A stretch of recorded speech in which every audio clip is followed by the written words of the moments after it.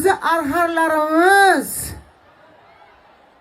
palvonlarimiz itarmanglar iltimos.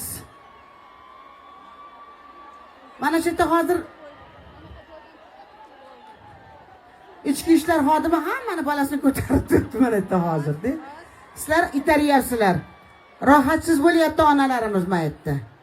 O'zim o'rgilay, iltimos.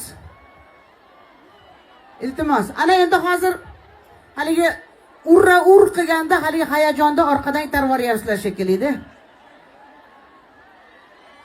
Onalarimiz bor, ayollarimizga ehtiyot qilamiz. Qanaqa bo'lmasa o'zimizniki shu ayollar. O'zimizniki. Hozir bir ikkita eshitadigan narsa aytamiz. Mana kimda mana Namanganlik bolacha Biloljonni chaqirsak, dunyo qo'shig'ini al, mikrofonda ol.